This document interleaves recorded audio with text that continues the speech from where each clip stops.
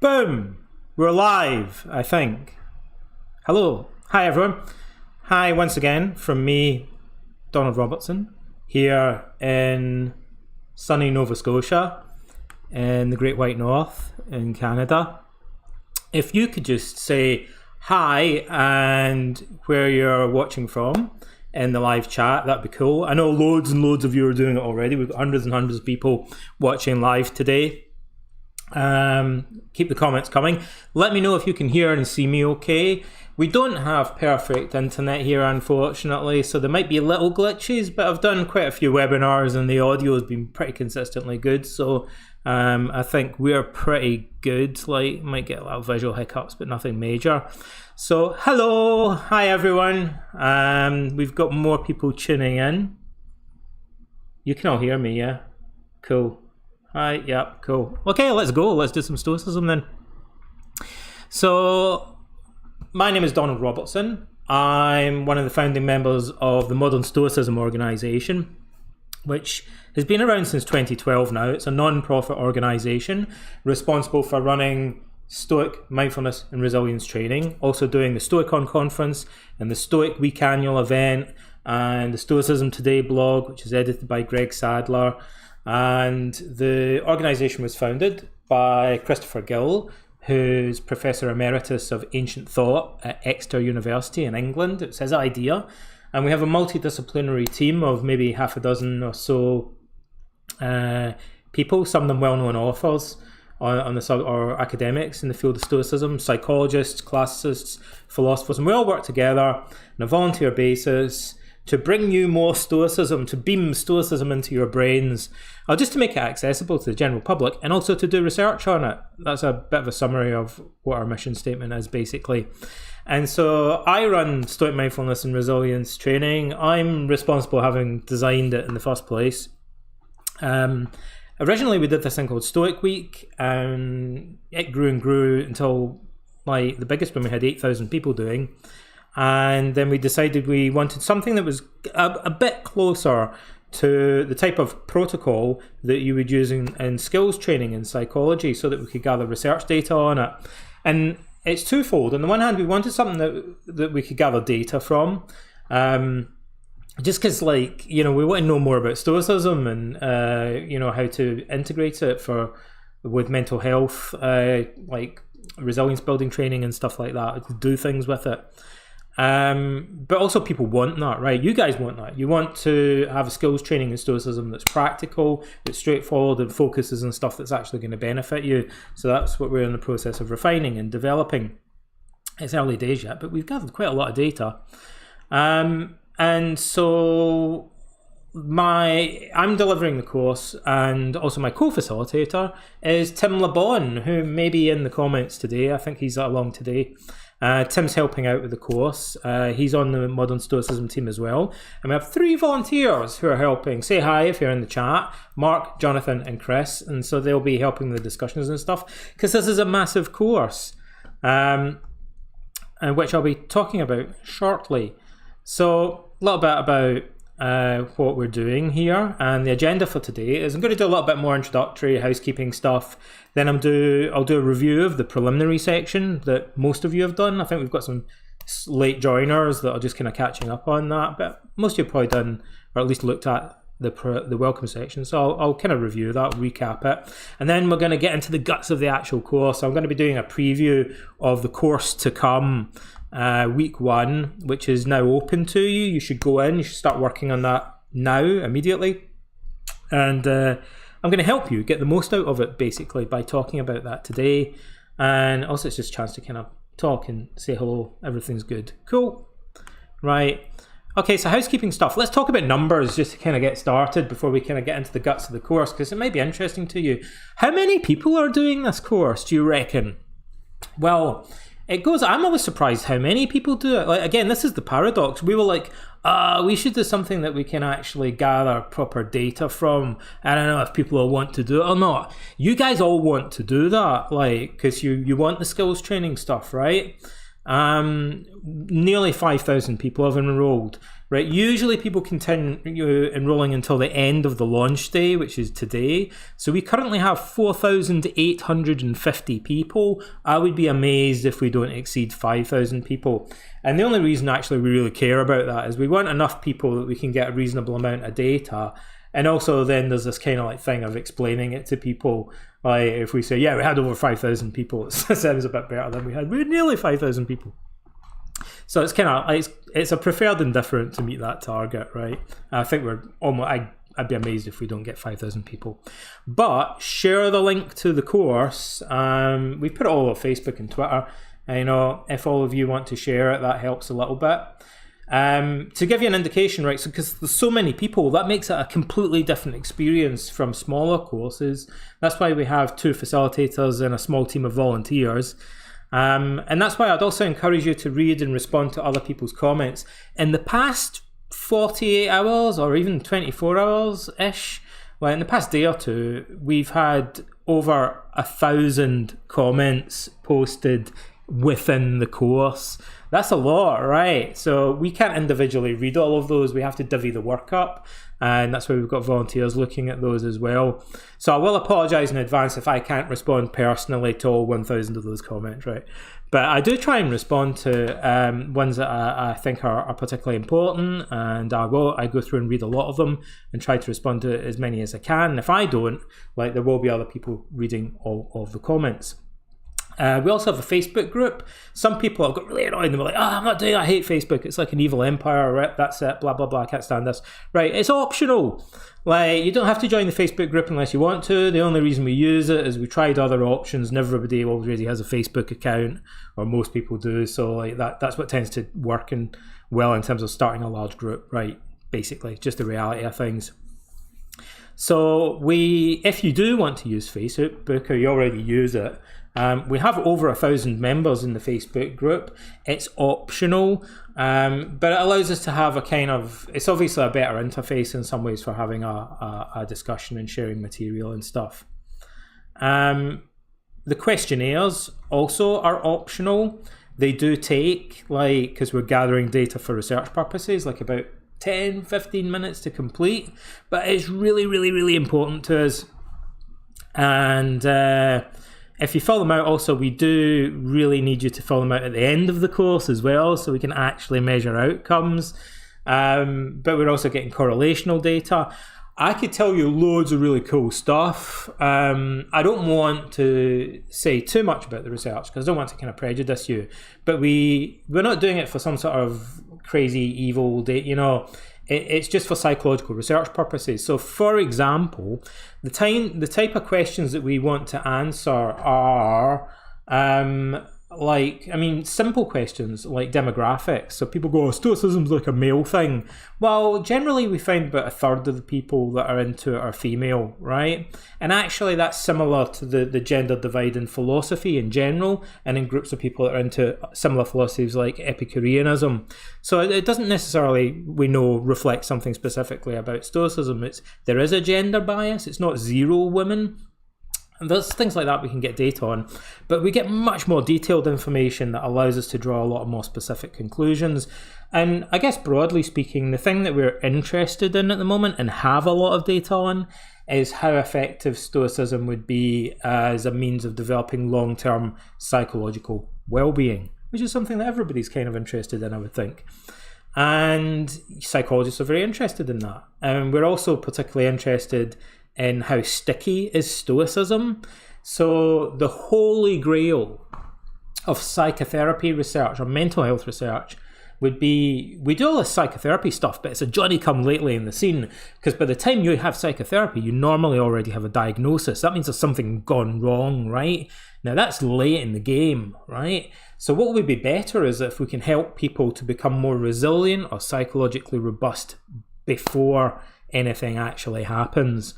And they're less prone to develop problems in the future. They develop general health, like in positive psychology, like improving health rather than acting as a remedy for problems that have already happened. And Stoicism holds out a lot of potential in that regard. So Stoic mindfulness and resilience training, as the name implies, isn't just about mindfulness, but also resilience is synonymous with preventative training in mental health research. That's what we're talking about here. And that's synonymous with the longer term. So we've gathered data on longer term follow-ups from participants. And that's something that we're interested in finding out more about. And the other thing is the most common misconception about Stoicism is that it means being unemotional, like Mr. Spock. Some people say that's not fair to Mr. Spock, but whatever. Or robots, or like the ancient Stoics would say, like a statue, or a man with a heart of stone or a heart of iron, they say. So this was the thing that they talk about quite a bit. And this, we call this the stiff upper lip idea of Stoicism, or lowercase Stoicism. So all over the internet, I don't know if you've noticed this, right, but the internet's full of misinformation, right? I call it the electric sophist, right? Facebook, like the new, like we get bombarded with garbage information, like fake quotes from classics and stuff like that. And a lot of the misinformation about Stoicism confuses Stoicism, the Greek philosophy, with this kind of modern vague notion of lowercase Stoicism as an unemotional coping style. And they are not the same thing, right? So there are endless articles by people on webinars and stuff where they just don't even know that these are two different things, right? And they confuse them, and then they confuse other people. There are even books written by academics where they fail to distinguish between these two things. So the reason I'm saying that is that the research that we're doing this time round, or a big part of it, is looking at the relationship between those two concepts. Because in psychological research, we have measures that a lot of research has been done on to look at lowercase Stoicism and also the Stoic philosophy. And so the magic question would be, like, numerically, statistically, do they line up? Like, are they the same thing or not? So I guess you can tell, like, we can't really hide this, that anybody that studies Stoicism is going to say, well, like, we don't think they're the same thing. But what does the data actually show? Like, do these two things correlate or not? So it'd be very useful for us to be able to establish that. Very important in terms of talking to other mental health researchers and psychotherapy, psychological researchers, to be able to say, when we talk about Stoicism, you know, like, do we or do we not mean something that's different from what you guys mean when you talk about the unemotional stiff upper lip coping style? And there are reasons that I won't go into here why that would be particularly an important thing to establish. And you sitting there on your phone or your laptop, you're helping us to do that. Like, so you're helping the debate about Stoicism and how it relates to modern psychology. So thank you very much for doing that. We really, really appreciate it. Particularly Tim LeBon, who's the person that handles the statistics. I don't really have a direct role in that. I'm just here to help you through the course and stuff. So a little bit of an intro. Do the questionnaires. They're really important. The other thing I'd say about questionnaires, man, and it sounds like I'm making this up, right? But I swear it's true. Like, people keep telling us that they find doing the questionnaires really useful. And I don't know, like, people tell us they learn a lot about Stoicism just from reading the questionnaires and thinking about the questions on them. And they really do, you know. It's when you say questionnaires and forms and stuff, a lot of people tune out, you know. But also in mental health, when you give someone the right sort of questionnaire, like, often it's a very powerful and enlightening thing, because they go, oh, geez, these are interesting questions. Like, I hadn't really thought about these as being connected or relevant, and, you know, it's got me thinking about how I would answer them. And it's a really good way. You will get more out of the course, like, if you do the questionnaires. Like, I'm going to stick my neck out and say that. I think you'll get more out of the course if you do those questionnaires. Other little housekeeping thing I want to mention before we get into the content more is, because this is a massive group, generally people are pretty well behaved in these groups. We're all here to learn about Stoicism and to gain the skills and to help ourselves and other people. But sometimes, you know, like, there are people who go on the internet and for whatever reason, maybe they've got, you know, like, there are reasons why people do this. But sometimes people spam or they troll or whatever. And, you know, like, there might be times when you're more lenient about it. Not in this course, buddy. Like, it's a benign dictatorship, right? So this is our course, and if people troll or spam, they'll be removed from the course immediately.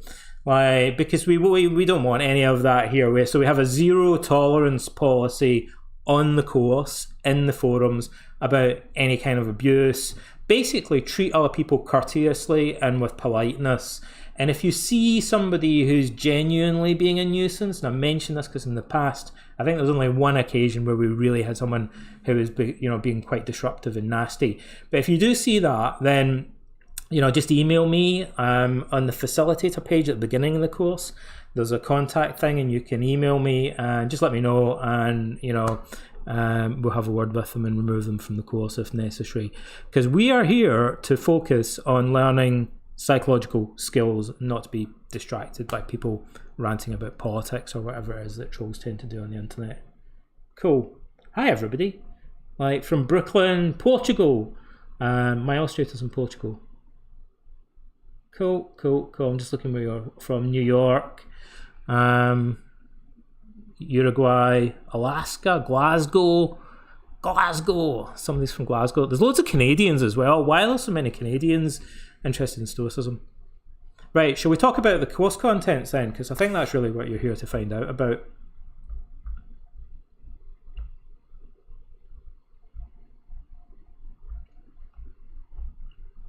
Cool. I'm just looking at what you're saying. Sorry. Right.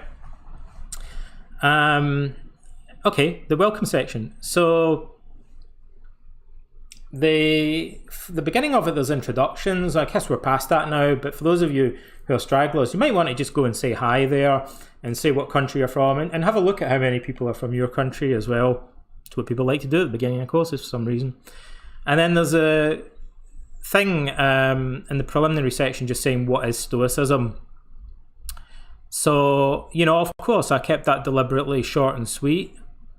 Just getting it up on my last screen. Yeah, it's like a page. It just says who were the Stoics, Seneca, Marcus Aurelius, Epictetus, and then Zeno was the founder of Stoicism. And that's about all it says, really.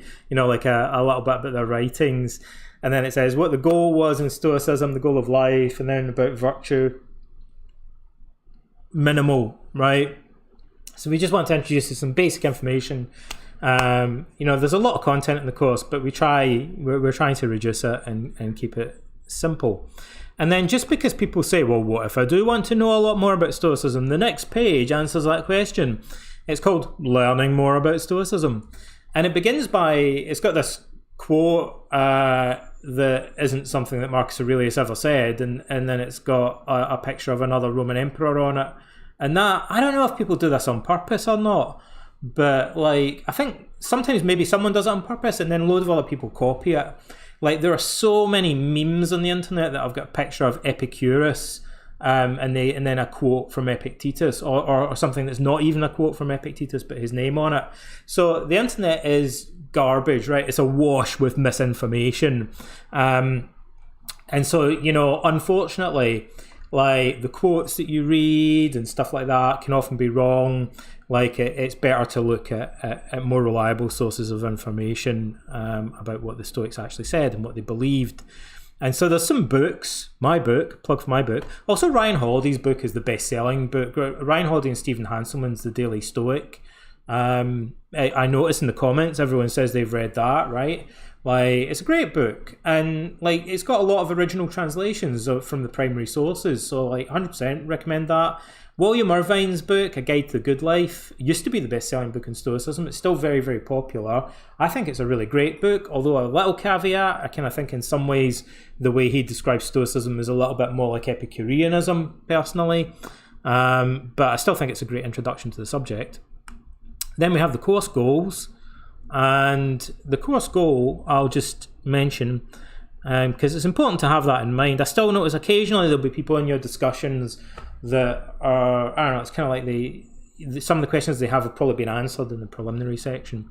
So what is the course about, right? What's the goal of the course? It's not to educate you about the history of Stoicism, right? It's a skills training course, because that's what most of you want. Your overall goal in this 4-week training program is to learn to live more consistently in accord with traditional Stoic values, or with virtue and practical wisdom, and to evaluate the results for your quality of life. So evaluation is an integral part of that, right? Otherwise you're just kind of working blind. So don't be surprised if there's self-monitoring and questionnaires and things like that as part of the process. We know that people benefit from these things. There's a reason why things are as they are. The most important aspect of this will be training yourself to consistently place more importance on your own character and actions than upon external events. Right? Does that sound like stoicism? Right? You'll also be training yourself to cultivate mindfulness so that you avoid going along with any thoughts or actions or feelings that may interfere with that goal. Gosh, did I write that? That's pretty much to the point, right? Because some people say, what's mindfulness got to do with stoicism? Well, I could talk about that another time, but it's like, for practical purposes, it's difficult to acquire these skills unless you develop some type of self-awareness and some type of self-monitoring, and it ends up basically being like mindfulness training is the short answer to that. The Stoics have a term for this. They call it prosoche. I think it's a cool word because if you go to Greece, it's on all the signs everywhere. Like if you're on the underground that says prosoche, it means like watch out, mind the gap or whatever. But that's the word that they use. It means attention, pay attention to your own thoughts and feelings and interaction between them. And that's integral to modern cognitive behavioural therapy, although it's derived usually from Buddhism, but it was always there in Stoicism to begin with, a kind of mindfulness practice. I could talk all day long about that, but I'll keep it short and sweet for now because we'll have more chance to talk about it later. Then there's the overview in the preliminary section of the whole course. I went back and I just rewrote that the other day, by the way. So if you looked at that a while back, you might want to go back and have another look at it. I just cleaned it up and made it a little bit easier to follow. So I'll break that down for you really quickly right now. How would you like an overview of the course? So week 1, which is like now, like it's happening all around us. We're in week 1. Week 1 is your orientation phase. So the preliminary section is a kind of orientation, but now we're kind of getting a little bit more into the initial skills training. So there's some very basic initial mindfulness training. Some people kind of asked about that, but bear in mind it's deliberately starting off with elementary steps, and then we're going to build on top of that foundation. So you might say, this initial basic step is lacking advanced stuff. Well, yeah, really? There's a surprise. That's because it's the first step in a process, right? And then we're going to be adding other stuff onto it. So bear that in mind. We're doing this Gestalt therapy exercise, I would call it, called the ABC of Gestalt. That involves saying, right now I'm aware of the saliva in my mouth. Right now I'm aware of the sound of the fan in my laptop. And then just kind of slowly naming and describing things that you're aware of in terms of your senses. I'll talk more about that in a little bit. And then keeping a tally of unhealthy passions or thoughts and feelings. That's a very powerful technique. It's one of the simplest things you can do. Those of you who are like, I don't have enough time to do this, right? If you do that properly, you'll save hours every day, right? So don't be giving me this I don't have enough time nonsense, right? If you actually look closely, do the exercises properly, you would be spending less time each day, I guarantee you. So if you approach it as keeping a tally, there's 2 ways that we've offered you of doing this exercise. The simple way and the slightly more involved way. So either you just keep a tally and literally count how many times you have angry thoughts or depressed or anxious thoughts or whatever, or you keep a thought record.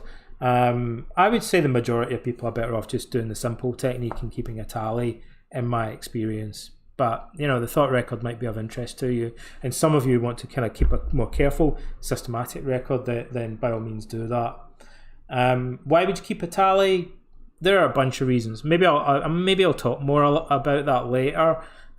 Just do it. There are a bunch of psychological reasons why it's beneficial for you just to do that. You'll find, what I would say is if you do it even for 1 or 2 days, you'll very quickly realize that it facilitates self-awareness.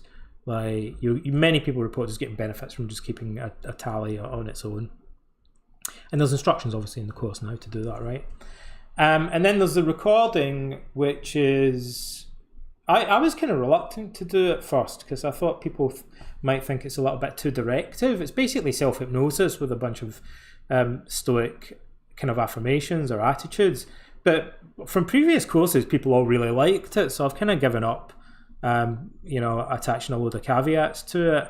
I mean, if you're not sure and you're new to Stoicism, then just listen to it with your eyes open and don't approach it as self-hypnosis. Just read the script first a few times and see what you think of it. Like, you don't have to listen to it. But people love listening to that recording, and a lot of people have told me that they listen to it every day. So, I used to listen to it every day. Sometimes periodically I'll listen to it a lot. It's like, it's pretty direct, and that's what a lot of people want. If it's not what you want, then just read the script and kind of, view it in a more detached manner. That's all you need to do. You need to find, there are 5,000 of you guys, right? So you need to find a way to make the contents work for you personally, right? That's the main thing. That's the magic, right? You need to think, how can I use this in a way that's going to be most beneficial for me? So don't approach it like an android and think, oh, there's a thought form here. I don't like doing thought forms. I don't have the time to do it. Therefore, blow a shot. We don't do it then. Like, do something else. Simplify the process. Adapt it to suit your lifestyle and your personality. And that's why we've given you options about different ways to do things, and look at the discussions and how other people have described doing things. Week 2 is about the topic of virtue. Now we're kind of getting deeper into the practices. We've got a meditative exercise about contemplating the nature of virtue, the nature of the good. The self-rating now moves on to rating your behavior, right? This is a very powerful technique, and like most powerful medicines, it's difficult at first for people to self-administer. They're like, whoa, sometimes it's a shock to them to rate their own behavior. But that's why it's a powerful technique. It takes balls, it takes guts, I guess, to do that. And so, you do need a certain amount of self-discipline and courage and perseverance to use therapy techniques often, but not always. And then there's a little morning meditation exercise, which, by the way, I think is only 5 or 10 minutes or something like that, right? Week 3 is more focused on mindfulness. We touched on mindfulness in week 1, and now we're going deeper into it. So when we did week 1, again, you might think this is quite an elementary technique, although it's a powerful one. Yeah, because we're going to build on it later. We focus on virtue, then we're coming back deeper into the mindfulness stuff, right?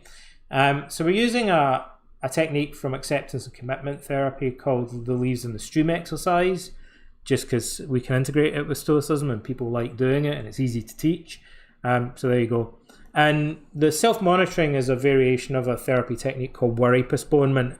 And again, people who say, oh, I don't have enough time to do this, that technique will save you time if you do it properly, right? So I think of these as time-saving devices. Like, you should be sitting there thinking, I don't know what to do with all of the extra time that I've got in my hands now that I've started suspending ruminative thought and worry. Like, now that I've eliminated that, postponed it and contained it to particular scheduled times, that's what the exercise consists of. I don't know what to do with all the rest of the time that I've got in my hands. And we've got the recording of the evening meditation. Many of you will be familiar with that from Seneca's On Anger. It comes from a poem called The Golden Verses of Pythagoras, for those of you who are interested, which Seneca mentions, and Epictetus mentions, and Galen, Marcus Aurelius' physician, also mentions it. Week 4 is about resilience building. So technically, in terms of the framework, week 4 is now the conclusion, and week 4, therefore, is preparing you for maintenance of gain and generalization and jargon. So week 4 is preparing you to go out into the wild. We're releasing you into the wild on week 4, and we're saying, off you go now and keep doing this stuff. How can you make sure it continues? Well, a couple of things are to learn to use the techniques more rapidly. So you've spent time using laboriously. So you might think, hang on a minute, this recording takes 20 minutes. Yeah, the idea is you do it for 20 minutes for a few weeks so that then you don't necessarily have to. So then going forward, you can abbreviate what you previously did in more depth, right? So we're then looking at doing a rapid mindfulness exercise, actually. So it's conducive to generalization. You can use it more quickly, more easy situations. And then also planning, what we call a blueprint for maintaining improvement. So there's a little system that you'll go through, but planning systematically how you're going to maintain longer term the gains that you've got. What's the point in Stoicism's for life? It's not just for Christmas.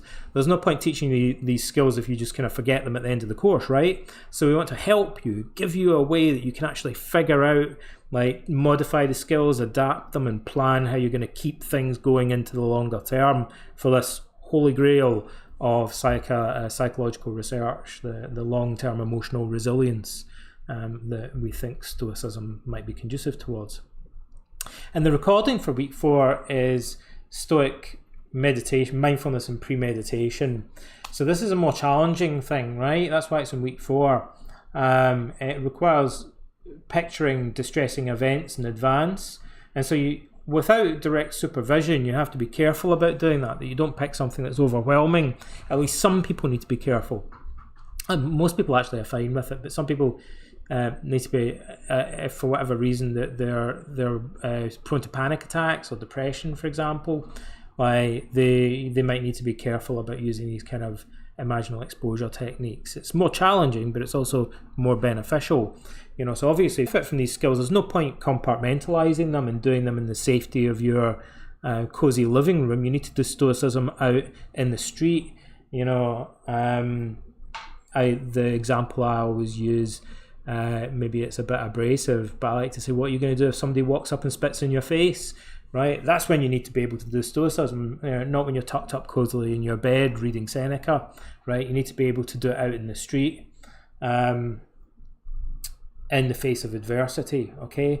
And so your kind of bridge to doing that is to mentally rehearse somebody spitting in your face or whatever would be a really difficult, challenging situation. The Stoics would mentally rehearse their own death, poverty, disease. People have asked me, what does Stoicism tell us about coping with the pandemic? And bear with me on this one, because there are 2 answers, but the first answer is what Stoicism tells us is to prepare for it in advance, before it happens. So when people say, now that a pandemic's happened, how would Stoics cope with it? That's a Johnny-come-lately question, right? What Stoicism would also say would be that this is a really great opportunity to prepare for other stuff that's still coming down the pipe that might be much worse in the future. But Stoicism also is remedial. It would also give us ways of coping with the situation that we already find ourselves in the middle of. So I'm just going to say a little bit about troubleshooting. That's the overview of the contents, and then I'll dig into week 1 a little bit more. So we do troubleshooting at the beginning. Again, that's actually research-based, right? So we know people are more likely to benefit from a course like this if we really think about troubleshooting before we even get started, right? So it's important. I would strongly encourage you to do that. We know that that's beneficial. Read what the other students have said. Social learning, that's one of your most powerful resources. Look at the discussions. How are other students going to make sure that they don't just drop out of the course? How are other students planning to make sure that they deal with their own weaknesses, their fallibilities, and get the most out of the course? Look at what they say. You can learn from them. Don't be the sort of person who runs into a problem and then just quits without actually reading the troubleshooting section or trying to apply the advice there, right? That's setting yourself up for failure. Don't do that. Don't be that guy. Do the troubleshooting at the outset, and then you're more likely to see things through to the end and actually get the benefit. Otherwise, you risk wasting your own time and energy. I'll just have a quick look at your comments. Hello from Virginia and Boston in the Netherlands. You guys are still saying hello. Wow, cool. Hi, everyone. Time management is the most common reason that people give for not completing the course, right? So I'm going to just give you some examples of troubleshooting in relation to that. Number 1, use the course for time management, right? For example, it's part of Stoicism. Marcus tells himself to only do what's necessary in life, to think carefully about what's actually necessary in life, i.e. the fundamental, the real goal of life. If you look at the Meditations of Marcus Aurelius, it's one of the major themes to only do what's actually important. When people say they run out of time to do important things, That means that they're not clear enough about what's a priority to them, and that they're spending too much time doing unimportant or unnecessary things.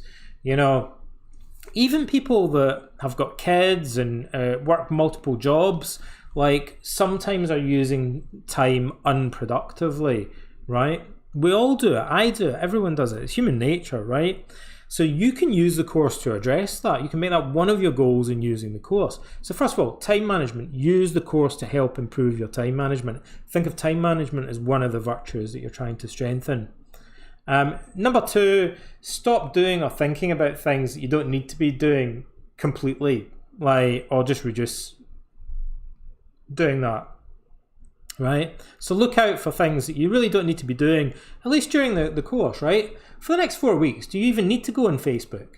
For the next 4 weeks, do you even need to watch television? So ask yourself, I know it's a hard question, but, if you're serious about benefiting from the course, are there things that you could just quit doing for 4 weeks that would free up a lot of time? Or, and just get rid of any excess baggage, just as an experiment for 4 weeks, see how that goes. It helps to treat things as an experiment, right? A behavioural experiment. I'm just going to try quitting this for 4 weeks, giving up something for Lent kind of thing, just to see what happens. Give up Facebook for 4 weeks during this course, just see what happens, right? Why not? Could you switch your phone off? Could you dump your phone in a drawer for 4 weeks?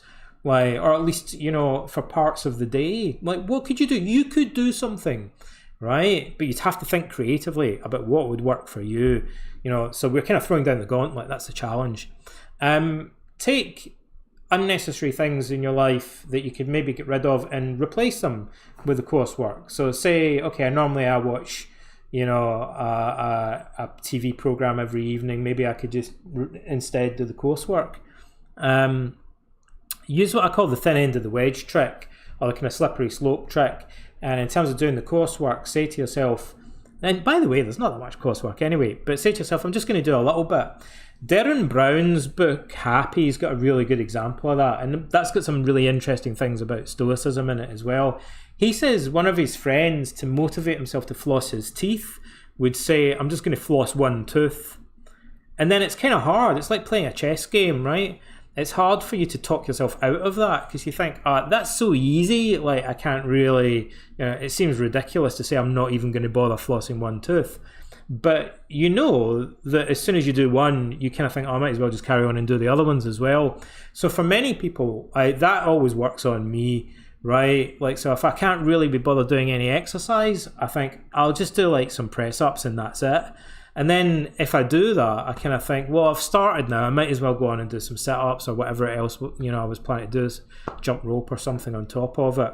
The trick is getting yourself started. Aaron Beck, the founder of cognitive therapy, says it takes a lot more fuel to start a steam engine moving than it does to get it to continue moving, right? So sometimes it helps to just trick yourself by saying, at least just do 1 minute, right? Just 1 minute, because then often you'll find that 1 minute turns into 5 or 10 minutes. And also, some people mention this, there's a thing called the Premack principle in psychology that I also think is very powerful. So identify something that you strongly desire doing, or that just something that you do a lot. And you can be brutal about this. I use this on myself a lot as well. And make it a rule that you're only going to allow yourself to do that thing if you listen to your audio or do your exercise, your meditation, or do your reading for the course, right? So if I've got a lot of work to do, sometimes I'll even say, I'm not going to let myself eat today or snack or whatever it is. I'm going to make that conditional on at least doing 5 minutes of work or something. If there's something that I need to motivate myself to do, I go, I'm only allowed to eat. I'm only allowed to have a cup of coffee after having done 5 minutes or whatever it is of work each time. So take something that you do frequently throughout the day. I've even done it with going for a pee, going to the toilet. I've told myself I'm not allowed to go to the toilet until I've at least answered a couple of emails because I've got so many to get through, right? I can hang on for a few minutes.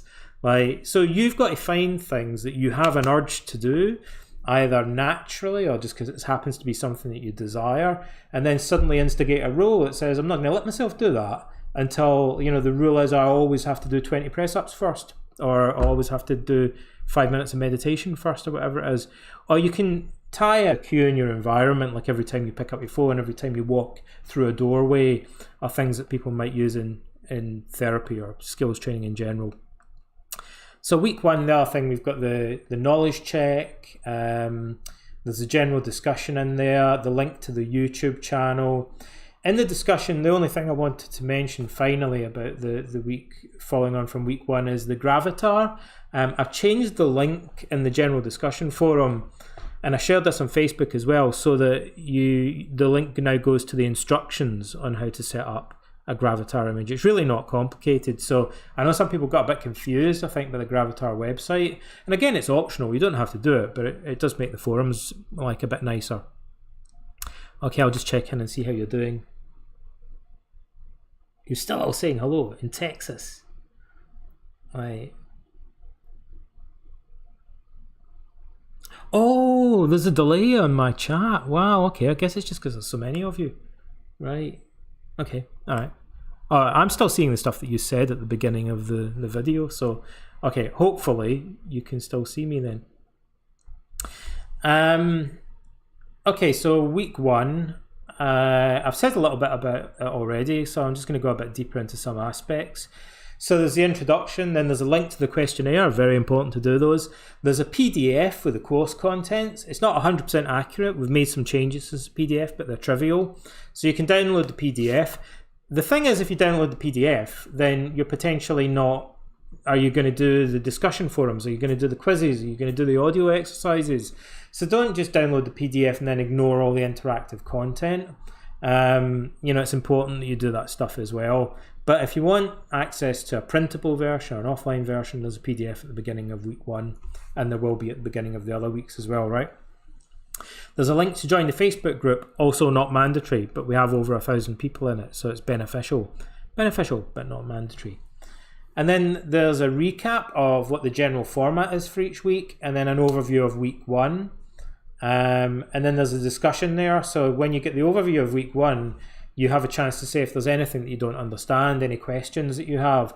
Again, you know, because there've been so many comments already, we can't answer them all individually, but the volunteers, we have a team of 3 volunteers looking through your comments, and they will highlight to me or Tim if there's questions that you guys have that are particularly important.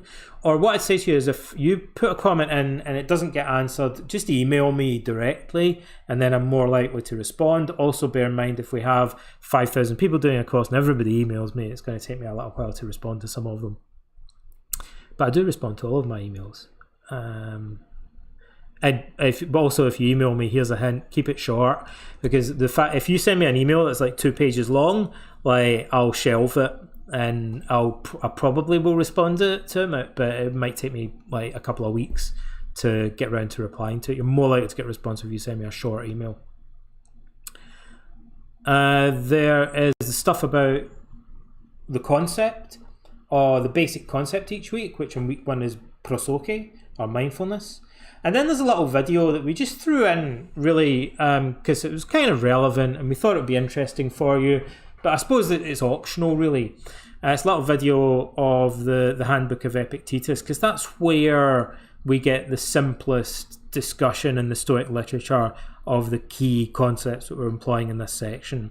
So we could just ignore the Stoic literature altogether. We don't want to make it a course on history or theory, but there's a little optional video there, and we go, this is what Epictetus actually says, so you can see how it relates to the stuff that we're actually doing in the course, right? And it's nice. It's a little cool video that I did. I translated the Greek, I think, if I remember rightly, in that video. And then there's a discussion underneath that, and people have written loads of really cool... By the way, I should say, the stuff I've read the discussion, each of the separate discussion sections, there's bits on different pages. So you might not notice some of them. You know, have a look at the bottom of the page for the discussions. And I haven't been able to reply, obviously, to everything, but the quality of the discussion is really, really, really good. And it's really... I find it really interesting to read what you guys have written. I know that you're going to find it valuable as well.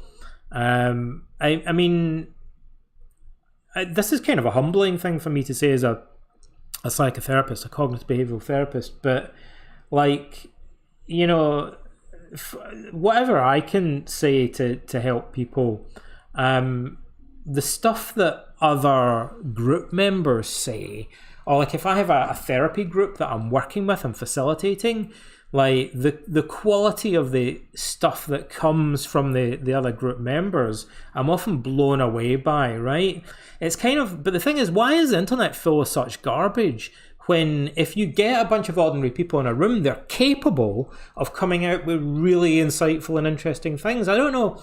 I think this course is a really good example of how the internet, the web, just with a little bit of nudging socially, can bring out the best in people almost. Like, you know, you look at the quality of the stuff that people are posting in the discussions here, like it just, you don't get that on most normal discussion forums. Like people are all over the place arguing about politics or whatever. But here, like partly by being strict, like about requiring people to be supportive and being polite, you know, just giving them a few nudges in that direction. Wow, look at the conversations that people are having. It's really, really interesting stuff. So I'm not exaggerating. Like I'm really impressed by the things that people say. So there's some stuff about this basic concept that we call the dichotomy of control. I'm kind of fed up calling it that. The Stoics don't call it that. For some reason, I don't really like that term. I don't know why. But anyway, that's what everyone calls it. The dichotomy of control. So it's when Epictetus says some things are up to us and other things are not. In the Greek, it's like a little cliche that he's using. It's this kind of formulaic Greek expression that sort of means on the one hand this, on the other hand that. And he's just saying on the one hand some things are up to you and they're not.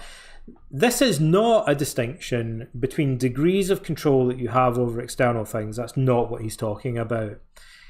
The simplest way I can explain the so-called dichotomy of control is it's a sharp distinction that the Stoics are making, and there are many reasons why they think it's helpful to parse things in this way.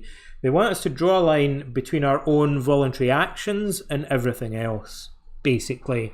I would say it's a distinction between your actions and the things that happen to you. Or between your actions and the consequences of your actions, which are also things that happen to you and other people. So, a simple way of putting it is it's your actions versus like your experiences. He's drawing a circle around what's under your direct voluntary control. People sometimes get confused about that, but actually it's a very simple, very, very simple concept. The meditation, the ABC of Gestalt, we mentioned already. So some people, I think one person had said, isn't Stoicism more about paying attention to your value judgments and your thinking? Yeah, but that's in the here and now, right? So this is an element of that. So by saying right now, here and now, I'm aware of the white of the curtains, I'm aware of the sound of the rain falling outside. You'd say this slowly, maybe with pauses in between. You've got to find a way that feels comfortable, that works for you. It's a very interesting, very powerful technique. So what you're doing is suspending something. You're quitting doing something else, right? You're suspending perseverative thought. So you're not analysing things, you're not thinking about the past, you're not thinking about the future, you're limiting yourself to just noticing the here and now. And that is not the whole of what Stoics mean by prosoche, but it's the foundation of it, right? And it's a very powerful way, it's a very powerful way of building the foundations of what you're then going to build up in a little bit more detail as we proceed through the course. So someone had asked about that would be my answer. Absolutely, the Stoics want you not to pay attention to your breathing, not to pay attention to the colour of the chair. Like they want you to pay attention to your hegemonikon or your prohairesis, like your ruling faculty, your what your voluntary thoughts and actions are, where they're originating. That's what the Stoics want you to pay attention to. But in order to do that, you need to learn to confine your attention to the present moment, in a sense, and suspend perseverative thinking, which is the skill that this exercise isolates very effectively. It's a very interesting exercise. It's been used in psychotherapy since the early 1950s, incidentally. And then we've got some discussion underneath that And then on the following page, do we? No, we don't. Sorry, on the following page where it's called examples and questions. So usually we have like an exercise and then there's examples, like to really spell out in simple terms how you would put it into practice. And there's discussion underneath that. Some people, are saying that the words are kind of centering. Okay, let me say something technical about this from a psychological point of view. So if you want to focus your attention in the here and now, you might think, okay, is there some knack to doing that? Is there a trick that would let me do it? Right, so there may be other things that you could do, but one trick that we know works is the use of language, right? If you verbalize things, it's a kind of hardwired, a deep-seated mechanism that forces you to channel your attention for longer than normal, right? So if I say, I noticed the black of my mic and there's the brightness of the red light on the surface of it, that the very fact that I'm putting those experiences into words forces me to pay attention to those qualities for longer than I normally would, especially if I describe it slowly and I'm pausing and I go, right now, I notice the red light shining on top of the mic and how that contrasts with the black of the plastic behind it. Now that's sucking like a sponge my attention into the experience more than normal, and that works. We know that that's a powerful technique. Scott and Sarah and some other people had mentioned this idea about maybe setting up a reminder on your phone, or the idea of whenever you reach for a phone. And so like those two have mentioned, like we talk about this later in the course, like setting up cues. It's one of the sections and it's very important. I mentioned earlier the Premack's principle. So if picking up your phone is something that you actually, if someone was looking at you and they go, that guy picks up his phone all the time, like it's like imagine like somebody like who's studying monkeys, and we said, what do these monkeys actually do all day? Well, they scratch their ass a lot. Like, so if we made it like that they're only allowed to scratch their ass like once they do go through a maze or pull a lever or something like that, we could condition them like to engage in that behavior more habitually. Well, what people do compulsively nowadays is often pick up the phone. So if you can create a rule in your mind that says I can pick up my phone as much as I like, but on condition that before I do it, I meditate for like at least 1 minute first. That's a way of like controlling your, engineering your behavior that's very powerful. I think some people have mentioned. And the other thing that Scott, I think, was talking to, that was kind of what Sarah was saying. Scott, in the comments, see, these comments are awesome, right? You guys already know a lot of this stuff. So you can learn a lot, not just like from stuff I say, but from other participants. You could like make it so your phone beeps or whatever, right? Or if you're like old school like me, you could get a yellow post-it note and stick it on the fridge and scroll on it, do meditation, and then go like, every time I see that post-it note, I stop and meditate for a minute. Or people even do things like, every time you enter or leave a room, you have to, just if it's a quick exercise, like, you could just do your exercise quickly. Every time I switch on my laptop, I treat that as a cue. Like before I begin doing anything, I'm going to sit and meditate for a minute first. Like these are all tricks that you can use to engineer your own behavior so that you can turn the skills that you're learning into habits, right? Then there is the stuff about self-monitoring and using a tally that I mentioned already is very powerful. You can, what do they call these things? I always forget, like the little click counters that nightclub bouncers use, or like people use for a row counter in knitting, right? I used to have like a big box full of those, and I'd give them to all my clients in therapy. They just go like click, so every time you spot yourself beginning to worry, so we'd kind of define what worry is and discuss it if that was the client's problem. And I'd say like, I'd help them to spot it at the earliest possible stage. And then just click the counter every time they notice doing it.